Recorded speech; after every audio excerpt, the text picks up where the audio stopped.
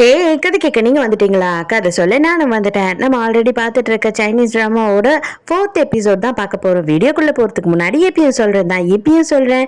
SS voice ஓவரை subscribe பண்ணுங்க. பார்த்ததுக்கு அப்புறம் லைக் பண்ணுங்க. மறக்காம போறதுக்கு முன்னாடி எக்ஸ்பிளனேஷன் எப்படி இருக்குன்னு சொல்லிட்டு கமெண்ட் பண்ணிட்டு போங்க. இந்த எபிசோட எதில் ஸ்டார்ட் பண்ணுறோம் அப்படின்னு பார்த்தா ஹீரோயின் வந்து யோசிச்சுட்டு இருக்கா, இது என்ன மாதிரியான ஒரு பேட்டர்னு என்னன்னு நமக்கு புரியலையே. இதை வந்துட்டு அவ தானே திறந்தா. அப்போ ஆனால் என்கிட்ட வந்து எதுக்கு இவன் வந்து பாய் ஃப்ரெண்டாக இருக்கணுன்றதுக்காக வந்திருக்கான் அப்படின்னு சொல்லி இவ வந்து பயங்கர கன்ஃபியூஷனில் இருக்கா. ஒரு வேளை நான் அது காசு கொடுத்து எடுத்துட்டு வந்ததுனால அது எனக்கு தான் வந்து வேலை செய்யும் போல, அவளுக்கு வேலை செய்யாது போல அப்படின்னு யோசிக்கிறா. இந்த எக்ஸ் இருக்கான் இல்லையா, அவன் என்ன பண்றான்னா ஹீரோயினை ஃபாலோ பண்றான். அதாவது இவ எதுக்காக நம்மளை அவாய்ட் பண்றா, அவ என்ன ஒரு தைரியத்துல நம்மளோட மெசேஜுக்கெல்லாம் ரிப்ளை பண்ண மாட்டா, அவ எப்படிதான் இப்படி இருக்கா, இப்படி எல்லாம் இருந்ததே இல்லையே. இது வரைக்கும் 9 வாட்டி நாங்க பிரேக்கப் பண்ணிட்டோம், ஆனா இது வரைக்கும் ஒரு வாட்டி கூட இந்த மாதிரி பண்ணதில்ல. அவளா வந்துதான் என்கிட்ட கெஞ்சுவா, ஆனா கண்டிப்பா இதுக்கு பின்னாடி ஏதோ ஒண்ணு இருக்கு அப்படின்னு சொல்லிட்டு இவளை ஃபாலோ பண்ணிட்டு போறான். நம்ம ஹீரோயின் எங்க போயிருக்கா அப்படின்னு பார்த்தா பைலட் தான் வந்து லஞ்சுக்கு ரெஸ்டாரண்ட்டுக்கு கூப்பிட்டான் இல்லையா, அதனால லஞ்சு சாப்பிடறதுக்காக தான் போயிருக்கா. அப்ப இவளுக்கு என்ன தோணுதுன்னா, கண்டிப்பா இவனுக்குமே ஏதாவது ஒரு பேக் ஸ்டோரி இருக்குமே, அது என்னவா இருக்கும் அப்படின்னு யோசிக்கிறா. அதாவது நம்ம ஆக்டர் வந்து என்ன சொன்னானா, இவ வந்துட்டு எல்லாருமே அவனை சப்போர்ட் பண்ணாதப்ப கூட இவ தான் என்ன சப்போர்ட் பண்ணிக்கிட்டு இருந்தா அப்படின்னு சொல்லி ஒரு விஷயம் சொன்னா இல்லையா, அதே மாதிரி இவனுக்கு எதனா ஒரு கதை இருக்கா அப்படின்னு சொல்லிதான் எப்படியாவது கேட்கணும் அப்படின்னு யோசிக்கிறா. திடீர்னு அவன் என்ன சொல்றான்னா, நம்ம ஹனிமூனுக்கு பாரிஸ் போலாமா அப்படின்னு கேட்கும் போது இவ ஷாக் ஆயிடா, என்னது நமக்கு கல்யாணம் ஆயிடுச்சா அப்படின்னு கேட்கிறா. இல்ல இல்ல அப்படி சொல்லல, எப்படி இருந்தாலும் கல்யாணம் ஆக தானே போகுது, அப்ப போலாம்ல அப்படின்னு கேட்கும் போது ஓ பயந்துட்டேன், ஐயோ இவன் கூட பாய் ஃப்ரெண்ட் இல்ல ஹஸ்பண்ட் போலன்னு நினைச்சு கொஞ்ச நேரத்துல பதறிட்டேனே அப்படின்னு சொல்லி யோசிக்கிறான் மனசுக்குள்ள.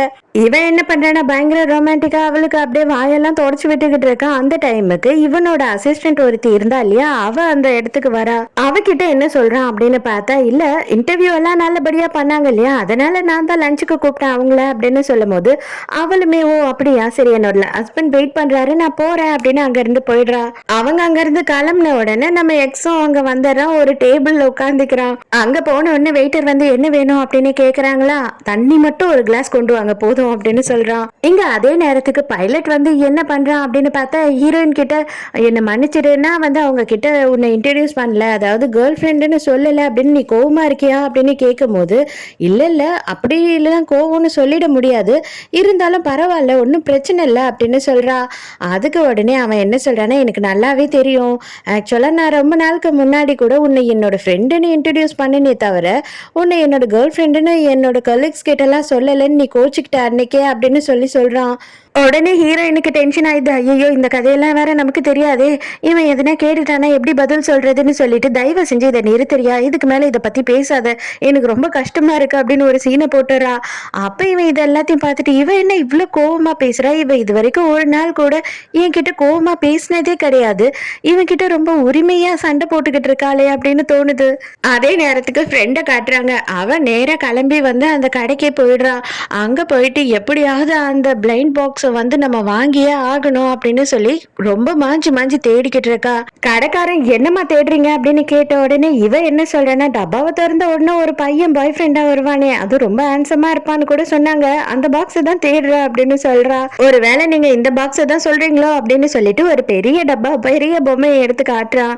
உடனே இவ செம்ம காண்டாயிடுறா, நான் அதெல்லாம் சொல்லல உண்மையாவே தான் நான் சொல்றேன் அப்படின்னும் போது நீங்க ஏதோ ஒரு கற்பனை உலகத்துல இருந்து வந்திருக்கீங்கன்னு நினைக்கிறேன், அந்த மாதிரி எல்லாம் எதுவுமே இல்லை, இங்க இருக்கிறது தான், அதுல தேடி பார்த்து உங்களுக்கு எது பிடிச்சிருக்கோ எடுத்துட்டு போங்க அப்படின்னு சொல்லிடுறோம்.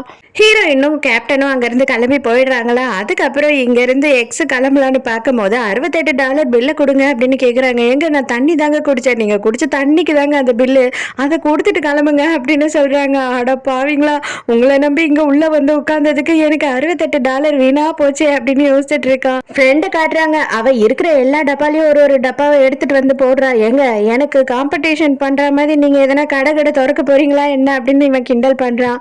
உனக்கு என்ன பிரச்சனை, காசு கொடுக்க வேண்டியது நான் தானே, நீ தான் வந்து வாங்கிக்க போற, கம்மனு வாங்கி போட்டுக்கிட்டு பில்ல போட்டு தருவியா அப்படின்னு சொல்லி கத்துறா.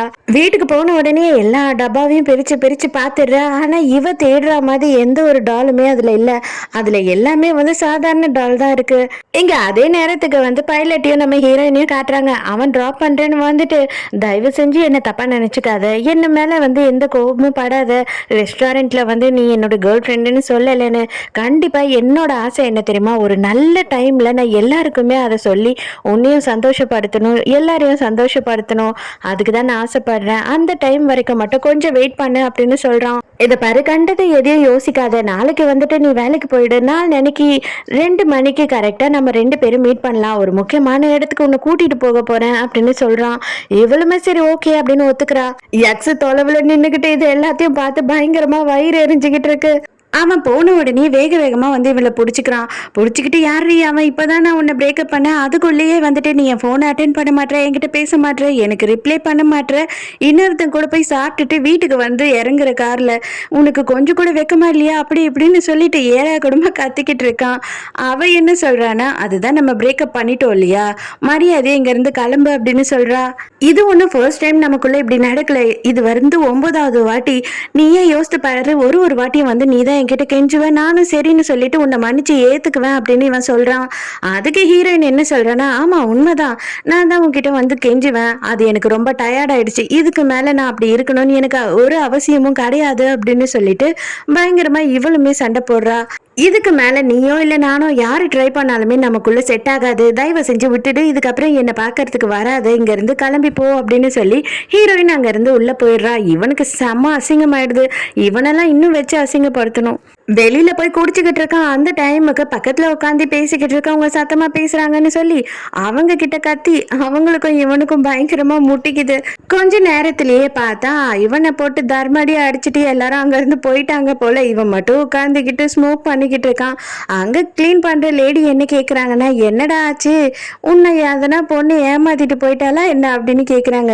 என்னையா யாருன்னா ஏமாத்தணும், நான் தான் எல்லாரையும் வந்துட்டு விட்டுட்டு வருவேன், யாரும் என்ன வந்து விட்டுட்டு போக மாட்டாங்க அப்படின்னு சொல்றான். ஓ அப்படியா, சரி ஓகே ஓகே, சரி விடு, இதுல என்ன இருக்கு, நீ தான் விட்டுட்டு வந்துட்டல, வேற ஒரு பொண்ணை பாத்துக்க வேண்டியது தானே, இப்ப எதுக்காக ஃபீல் பண்ணிட்டு உட்காந்துக்கிட்டு இருக்க அப்படின்னு கேட்கும் போது, ஆமா இப்பதான் எனக்கு தோணுது ஏதோ நான் தப்பு பண்ணிட்டணும்னு சொல்லி அப்படின்னு சொல்றான்.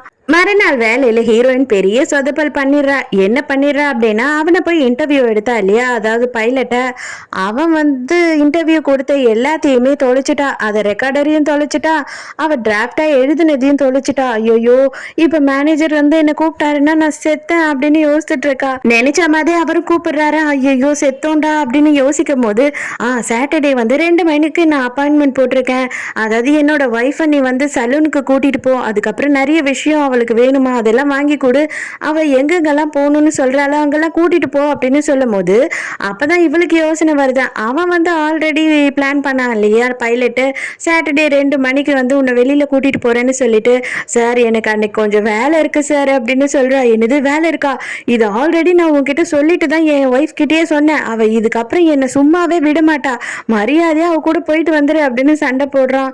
இவ ஐயோ என்னை மன்னிச்சிருங்க, அன்னைக்கு மட்டும் என்னை விட்டுடுங்க, வேற ஏதாவது ஒரு நாள் சொல்லுங்க, அன்னைக்கு நான் கண்டிப்பா என்ன வேலை இருந்தாலும் விட்டுட்டு வந்துடுறேன் அப்படின்னு கெஞ்சிக்கிட்டு இருக்கா. சரி போய் தோலை, நான் வேற ஒரு நாளை ஃபிக்ஸ் பண்ணிட்டு நான் உங்களுக்கு சொல்றேன் அப்படின்னு சொல்லிட்டு இவளை அனுப்பிடுறாரு. அதுக்கப்புறம் ஹீரோயின் வந்து பைலட்டுக்கு தான் கால் பண்றா. கால் பண்ண உடனே இந்த மாதிரி எல்லாமே மிஸ் ஆயிடுச்சு, இன்னொரு வாட்டி நீங்க இன்டர்வியூ எனக்கு கொடுக்க முடியுமா அப்படின்னு கேட்கும் போது, இது என்ன கேள்வி, நானே வந்து உங்க ஆபீஸ்க்கே நேர்ல வந்து கொடுக்குறேன் அப்படின்னு சொல்லி ஒத்துக்கிறான். இவன் வேற எங்க ஆபீஸ்க்கு நேர்ல வந்துட்டு இவகிட்ட அப்படியே ரொம்ப பயங்கரமா ஃப்ளோட் பண்ணிக்கிட்டு இருக்கானா. இதை வேற ஆபீஸ்ல இருக்க எல்லாருமே பாத்துடுறாங்க.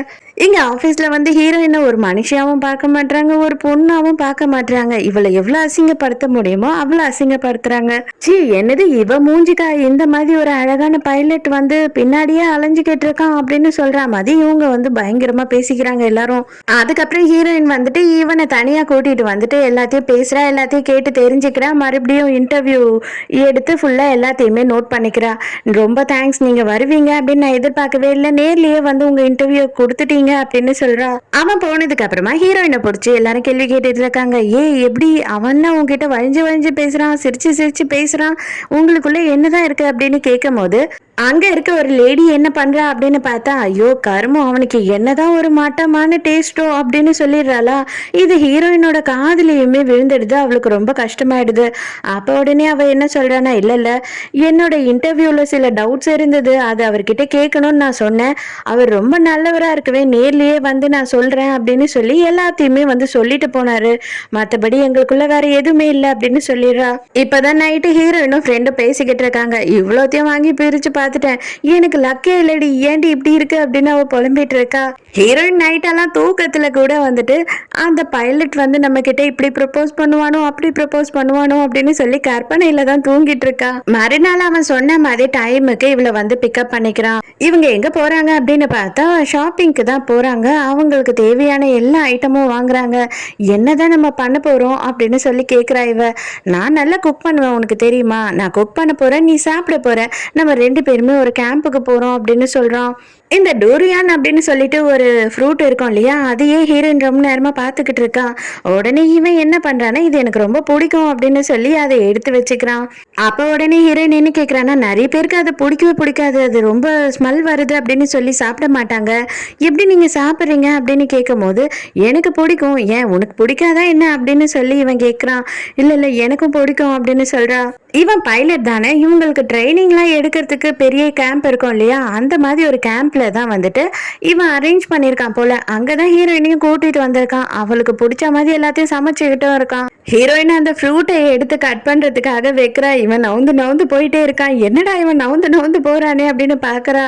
கடைசியில அவனே சொல்லிடுறான், ஏய் தயவு செஞ்சு வந்து என்னை சாப்பிடுன்னு மட்டும் சொல்லிடாத, உனக்கு பிடிக்கும்ல நீ சாப்பிடு, இது எனக்கு பிடிக்காது அப்படின்னு சொல்லிடுறான். உங்களுக்கு இது பிடிக்காது அப்படின்னா எதுக்காக வாங்குனீங்க அப்படின்னு சொல்லி கேட்குறா. எனக்கு பிடிக்காது, ஆனால் உனக்கு தான் பிடிக்கும் இல்லையா, நீ சாப்பிடலாம்ல, எனக்கு பிடிக்காதுன்றதுக்காக நீ ஏன் சாப்பிடாம இருக்கணும் அப்படின்னு சொல்லி இவன் கேட்குறான். அப்போ தான் வந்து பழைய விஷயத்தை இவ யோசித்து பார்க்குறா. இந்த எக்ஸ் பாய் ஃப்ரெண்ட் இருக்கான் இல்லையா, இவ இதை வாங்கிட்டு வந்துட்டாலே இவளை பயங்கரமாக சத்தம் போட்டு சண்டை போடுவான். மரியாதையை அதை தூக்கி வெளியில போடு அப்படின்னு சொல்லிட்டு இவளை சாப்பிட கூட விடாம அதை தூக்கி வெளியில போட்டுருவான். இப்பதான் எக்ஸை காட்டுறாங்க. ஹீரோயினோட வீட்டு வாசல்ல நின்னுக்கிட்டு எப்படா மன்னிப்பு கேட்கறது, எல்லாம் ஏன் தப்பு தான், நான் தெரியாம கோவப்பட்டு இப்படி பேசிட்டேன், இப்படி நான் பண்ணிருக்கவே கூடாது அப்படி இப்படின்னு சொல்லிட்டு பிராக்டிஸ் பண்ணிக்கிட்டு இருக்கான். ஹீரோயின் வீட்டுக்கு வரவே இல்லை. என்ன இவ்வளவு நேரம் ஆகி வீட்டுக்கு வரல, எங்க போனா அப்படின்னு யோசிச்சுக்கிட்டு இருக்கான். இவங்க சாப்பிட்டு எல்லாம் முடிச்சுட்டு 2 பேருமே உட்காந்து ஸ்டார்ஸ் எல்லாம் பார்த்துக்கிட்டு இருக்காங்க. அப்ப ஹீரோயின் என்ன சொல்றேன்னா, என்னோட பாட்டி வீட்டுல சின்ன வயசுல இருக்கும் போதுதான் இப்படி எல்லாம் ஸ்டார்ஸ் எல்லாம் பார்த்தேன், அதோட இப்படி பார்த்ததே கிடையாது, எனக்கு ரொம்ப சந்தோஷமா இருக்கு அப்படின்னும் போது, எனக்கு தெரியும் உனக்கு பிடிக்கும்னு சொல்லி அதனாலதான் இதெல்லாம் அரேஞ்ச் பண்ணேன் அப்படின்னு சொல்றான். அதோட காலையில காட்டுறாங்க, ஹீரோயின் வீட்டு வாசல்ல இருக்க அட்டைப்பெட்டிங்க எல்லாம் ஒரு தாத்தா கிளீன் பண்ணிக்கிட்டு இருக்காரு. பெரிய அட்டைப்பெட்டியா இருக்கே ஒண்ணு அப்படின்னு சொல்லிட்டு அதை எடுக்கிறாரு. பார்த்தா எக்ஸ் அதுக்குள்ள உட்காந்து தூங்கிட்டு இருக்கான் பனிக்காக. அவனை பார்த்த உடனே இவர் அப்படியே பயந்து அலண்டு போயிடுறாரு. காலையில விடிஞ்சு கூட இவ்வளவு நேரம் ஆச்சு, இவ இன்னும் வீட்டுக்கு வரவே இல்லை அப்படின்னு சொல்லி திட்டிக்கிட்டே அங்க இருந்து அவன் கிளம்பி போறவன் அப்படியே ஷாக்கா நின்று பாக்குறான். பார்த்தா எதிர்க்க 2 பேருமே கை கோத்துக்கிட்டு நடந்து வந்துகிட்டு இருக்காங்க. ஸோ இதோடய இந்த எபிசோட் முடியுது. இந்த எபிசோட் உங்களுக்கு பிடிச்சிருந்ததா, என்னோட எக்ஸ்பிளனேஷன் பிடிச்சிருந்ததான்னு சொல்லிட்டு மறக்காம எனக்கு கமெண்ட்ல சொல்லுங்க. ஸோ நாளைக்கும் மறக்காம கதை கேட்க வந்துருங்க, நானும் மறக்காம கதை சொல்ல வந்துடுறேன். பாய்.